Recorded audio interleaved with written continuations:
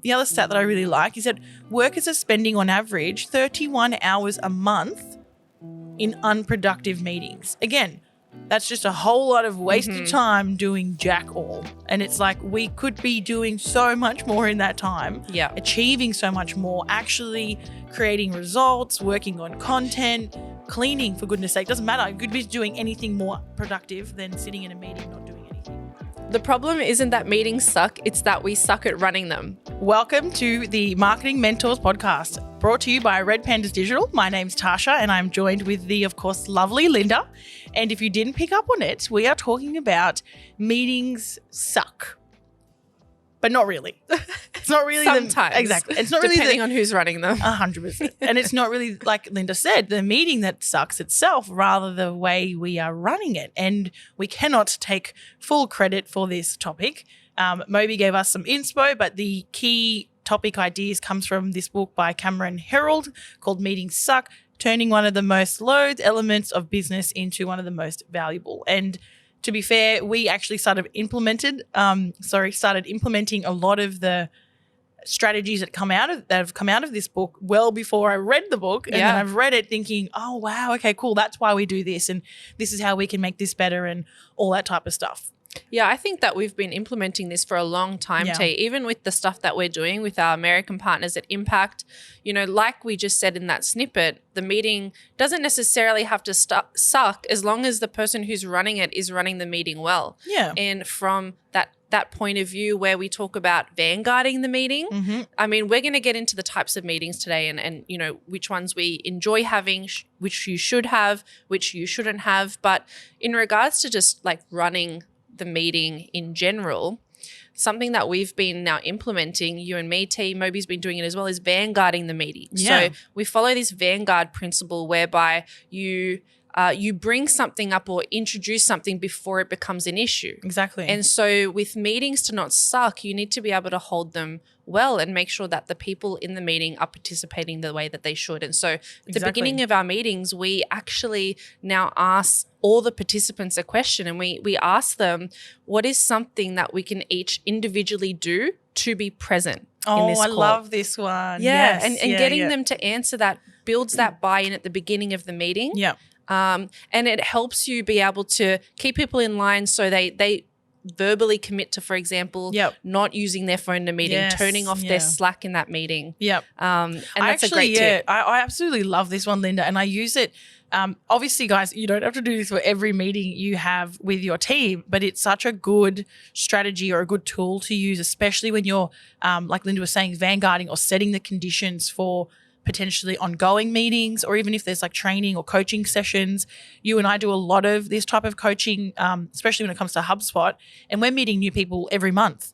And they don't know us, we don't know them, but it's important that we set those conditions every time we meet them so they know what these meetings are about and what they're not about. And how to show up to those meetings, yeah. being a participant, because they still have a role to play even though they're not running that session. Yeah, no, I love that. And those types of meetings, if you will, like, you know, quotation marks, they're meetings, but they're also these workshop-y coaching discovery sessions. So I don't want to get bucketed incorrectly, but there's so much value coming out of them nonetheless. Yeah.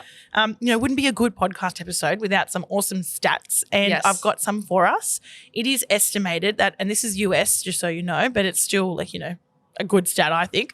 An estimated $37 billion is lost per year because of unproductive meetings. Now that's telling me that there is just a shitload of meetings happening that are achieving nothing and just money being lost.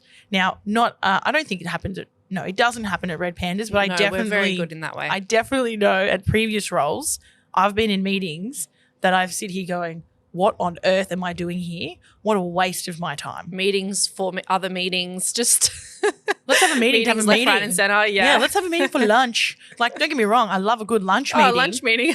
We can make that work. If it's actually productive, though, do you know what I mean? Yeah. Otherwise, I'll just have lunch with myself and my thoughts, or whatever it is that's on the agenda for the day. But there's that one. And then the other one that the other stat that I really like is that workers are spending on average 31 hours a month in unproductive meetings. Again, that's just a whole lot of wasted time doing jack all. And it's like we could be doing so much more in that time, achieving so much more, actually creating results, working on content, cleaning, for goodness sake. Doesn't matter. You could be doing anything more productive than sitting in a meeting not doing anything. Totally. With all of that said, conditions for meetings, stats on meetings suck. It's not the meeting, it's how you're running it.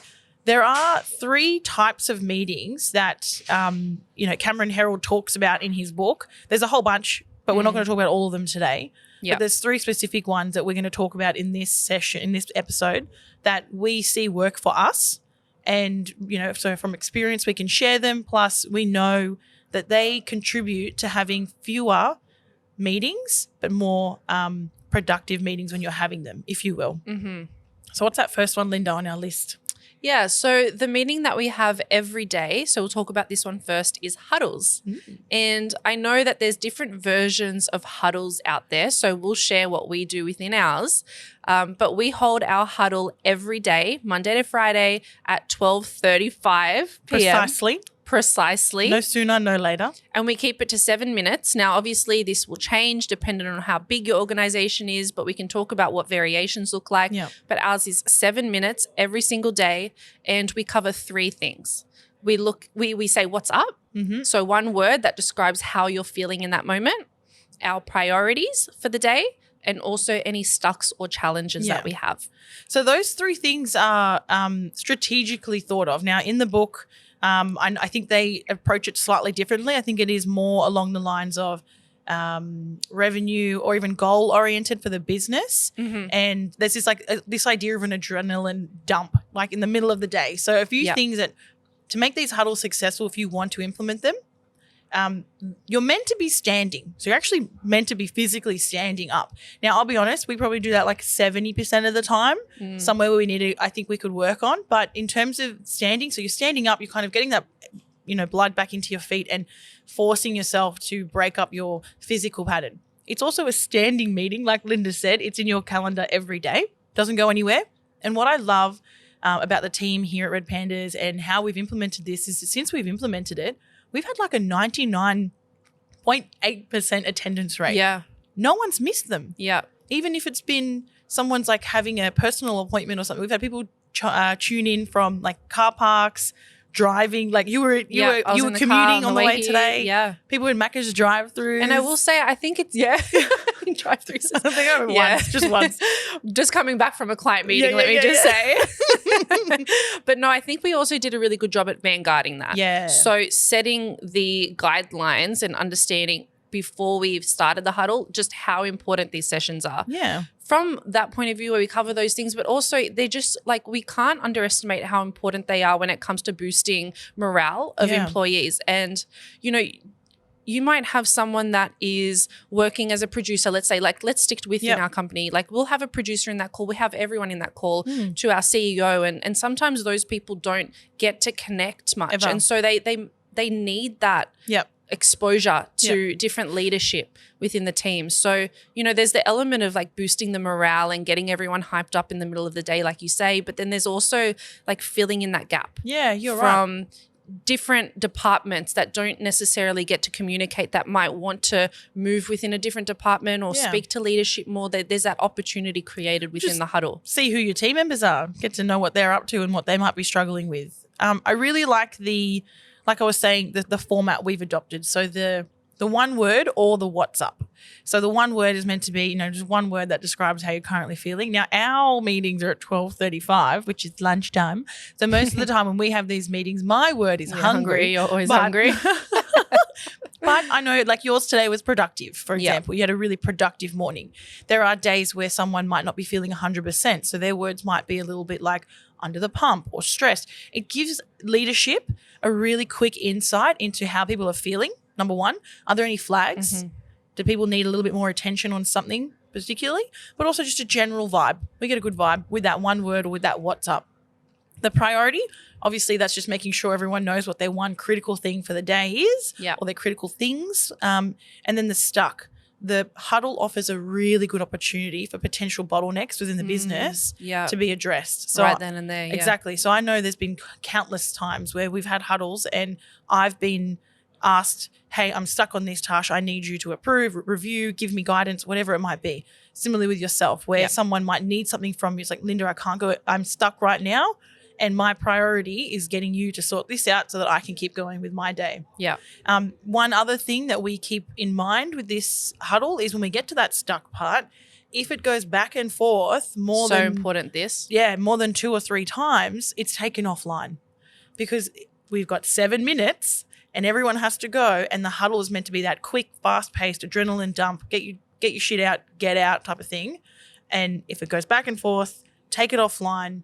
It needs more of a conversation. Can I say, I think that's why the huddle works so well Yep. is because we're really strict on keeping it to time and keeping that back and forth within just those 2 pings, and then that's Yep. it. I think if we allowed it to go longer, then it would fall into that bracket of, like I have Meetings a huddle, suck. meetings suck. Yeah. But because we keep it within time and we have those parameters, that's why I feel that the huddle is so valuable to everyone. And it's not a hindrance. It's actually enjoyable to see everyone at the beginning of the day. 100%. At the middle of the day. And that's the other thing. The meeting, the book, I can't remember if it specifically says, it recommends 11 a.m. or 2 p.m. Yeah, so there's like mid-shift That's dips, it, if you will, where there's like the 2 toughest times of the day. Yeah, like 3 And o'clock they- itis. Yeah, AKA 100%. chocolate time. Yeah.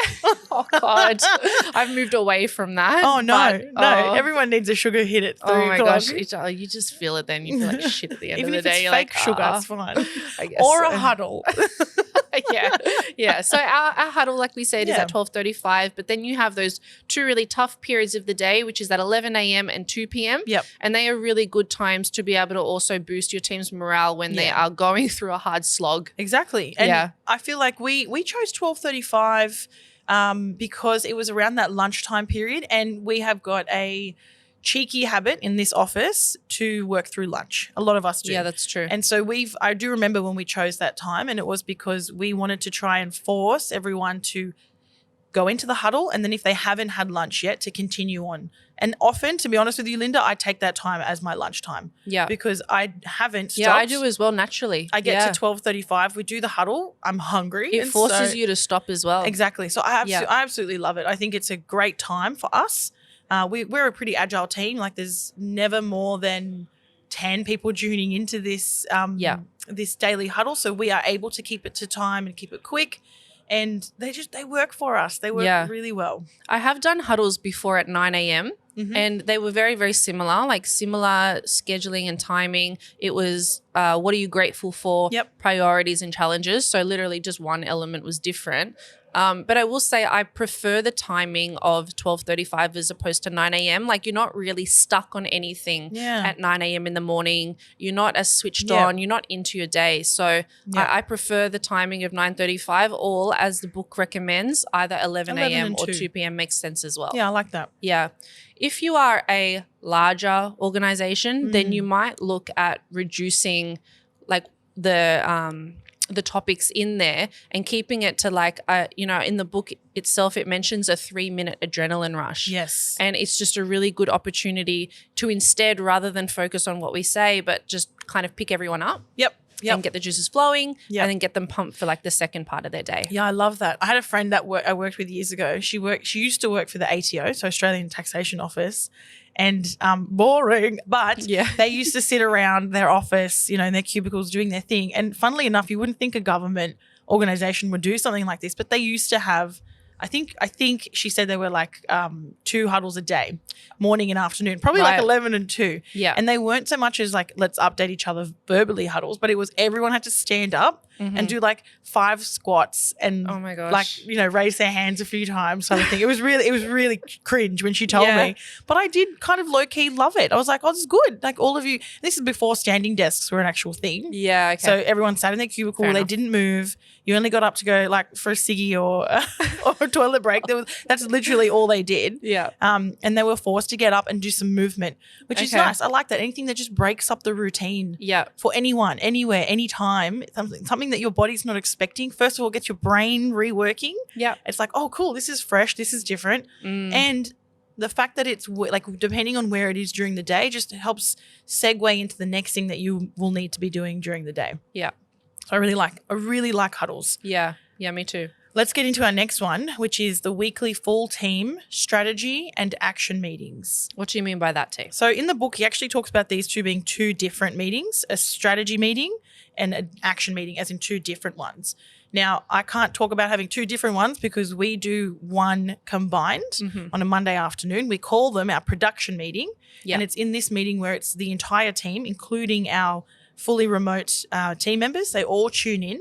And the first section of the meeting is kind of like a huddle. We tend to do a bit more gratitude and appreciation during this period because we've got everyone around. And so we can really extend thanks to, extra team members if we need to. But we also have a pretty strict agenda where we start with that group session. We go into like a bit of a leadership update, which is where the team will get any sales updates from Moby or the sales team. They'll also get any pressing items that need to be reminded of from an ops point of view, or any financial items from, the finance side of the business. But it's very short. And I think we don't take any more than 7 minutes for a leadership update. Yeah. And that's more just like, this is what's going on this week from a business point of view. Sometimes we don't have anything from a leadership point of view. And then we go into the weekly actions. And now we're an agency-based business. So we have the digital marketing consultants or account managers, if you will, each has clients, and each client has a set milestone or KPI, if you will, that we're working towards every month. And so these weekly action meetings allow us to check in on how we're going with everything in just general from the client's point of view, make sure we're all tracking along towards the goals or the milestones that we've set for the client. Yeah. And allows us to talk strategy for clients when we need it. So that meeting replaced, if you remember, Linda, we used to do one-on-ones with Moby, who's CEO and lead strategist. We all used to do one-on-ones with him. So there's, me, you, Tony, and Elena at least. So that's 4 hours of Moby's time a week that he would have to do strategy for the accounts. So that was just, time is money, and that was killing him, number one. Even as someone who sat in that and had my one-on-ones with Moby, I will say, for anyone out there that is a team leader, you have a team under you and you are having one-on-ones, I would really challenge that concept. I know it might seem strange to move away from that because it's all a lot of companies have ever known, but merging them into one and shortening the time frame alleviates so much time off your calendar, but at the same time, it's actually quite beneficial to an extent, sometimes maybe so, sometimes maybe not, but beneficial for the people that you are having your one-on-ones with, because they then they then have oversight as to what other people in the company are doing because you're all meeting together, and you might have an issue that potentially the team leader might not be able to solve, and so you have these other people in the meeting that can then offer their insights and opinions and help troubleshoot. So it turns into a more collaborative session. And these are action meetings. These are strategy. Yeah. This is not like one-on-one reviews and professional development conversations. Those are still held separately. And I do think there is, without anyone getting caught up on terminologies, there's a space for those coaching / guidance / review one-on-ones that you need with your management or your leadership at least. But these production week, like I said, we call them production, but they're weekly strategy / action meetings. Exactly to Linda's point, are a really good opportunity for each of us to learn off of each other's struggles or challenges. Yeah. And there's been times where other team members come in with a problem and the person that we least expected has the solution because they've never been involved in those conversations before. So they've been able to come at the challenge with a different mindset and a different perspective and just show us a different angle or light, if you will. Yeah. With those meetings, though, they are longer. Yes. And, we all know that time is money. So to Linda's point that she mentioned earlier, like the first part, we do some more vanguarding here as well. And it's kind of like it is well and truly known that if you don't think you are needed in this meeting or you're adding value or you're getting anything out of it, you're expected to drop out. You're expected to say, guys, I'm going to drop out. I don't need to be here anymore. Yeah. And there might be a time where someone like, no, not yet, because I still need X, Y, Z from you. Or, okay, cool, let me get this one thing from you first and then go off and keep doing what you need to do. So there's a culture that we've created of people feeling psychologically safe to say, am I needed in this? Yeah. Do I need to be in this meeting? Do you know how many times I've had that question asked Yeah. to Moby? I'm like, Moby, do you need me in this one? He's like, yeah, no, I still do. I'm like, oh, damn, I couldn't get out of that one. But there's opportunities where there's like, you know what? No, Tash, you're not needed. Or just for the first 5 minutes and then jump out. There's two things with that come to mind, right? There's, like you say, allow the opt-outs. So people, they're not wasting their time. They can drop out if they need to. So create the culture around that. Mm-hmm. And then there's also, like you said earlier, time is money. With that, think, how much am I paying people per hour? And how much time are they spending in this meeting? Yeah. And then how often in the year are we having this meeting? Yep. Do that simple calculation. Yep. And you'll so quickly realize that, okay, I do not need everybody in this meeting. Or if I do, I'm going to allow them to drop out when they need to, because time is money. Time is money. And if you don't do what Linda just said, you're just contributing to that $37 billion lost per year to unproductive meetings. Yeah. And 31 hours per month of unproductive meetings. So, yeah, 100%. I love that. So conditioning the team. Everyone's on time. We know when you can drop out. We have an agenda. So for that weekly production meeting, I prepare an agenda. It's shared with leadership before the meeting starts. And you guys, it's predictable. Every week it's the same. So everyone in the team knows what's to come, and we have a good understanding is what to come to that meeting expected to do and to bring and how to show up. If you're at that level and you want to go one step further, you could even share the agenda in advance, and then also a timetable in regards to who is needed when. Yeah. That's goals. Yeah.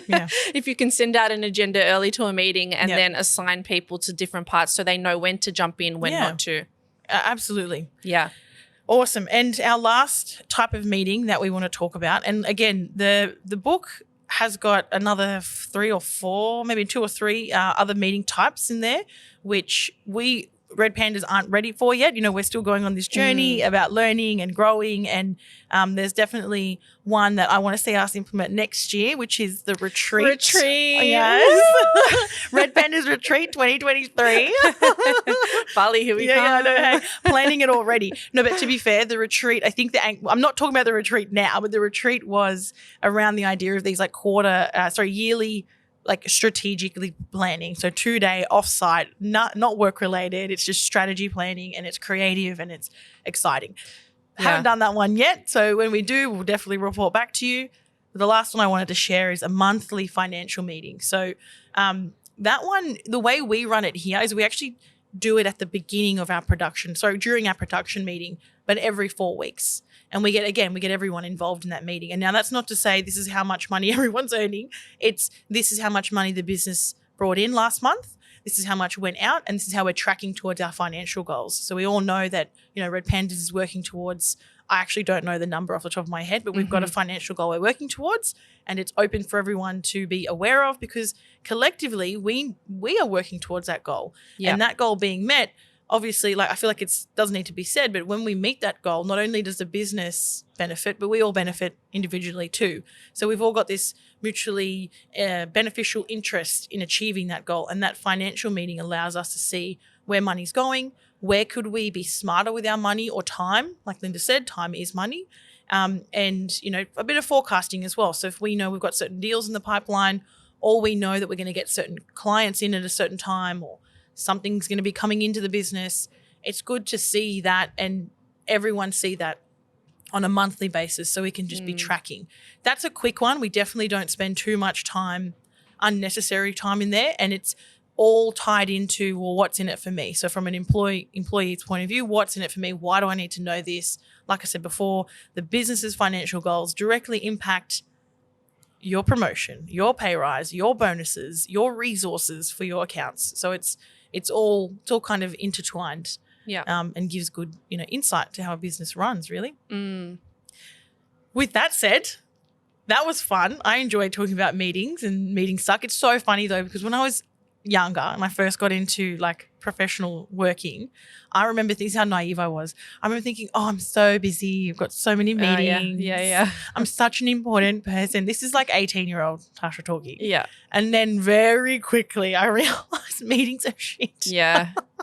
If you can reduce them, then that's amazing. Yeah. Whereas now, I agree. obviously, well and truly down the path of my career, I'm definitely learning it's how you run a meeting. Yeah. It's how you run a meeting. And if you can run it shorter but still achieve the same end result and give people back 10, 15, 20 minutes in their day, go ahead. Yeah. And if you are interested in this and looking at, how can I run my meetings better, there of course is that Vanguard principle that we spoke about at the beginning, but this book has some really good takeaways for that. So if you're interested in just having better meetings, making your attendees, participants more involved, then have a read of this book. There are some really cool things in there, like, you're not having to run the entire show as well. So one concept the book speaks about is assigning meeting roles to building your teammates' different skill sets, and then giving people different roles according to what they do. Yes. Like, for example, they speak about a timekeeper, a moderator, or a closer. I love that. And, the closer, for example, that could be somebody that is in customer service or, client facing. So they can actually work on the skills and being able to close a session and work on that skill that they would need in their day-to-day work as well. So there could be synergy in regards to what you assign to different people based on what they actually do. Yeah, I really like that, Linda. Thanks for bringing it up. I completely forgot the different roles within a meeting and who does what and how it all comes together. Yeah, and getting them to sharpen their tools while they're in a meeting. Yeah. I love that. Yeah. Well, I will link to the book plus some of these keynotes that Linda and I have discussed. If you head over to redpandas.com.au/MM18, everything will be there. Yes, I got that right the first time. Very proud of myself. Otherwise, bye for now. Thanks, guys.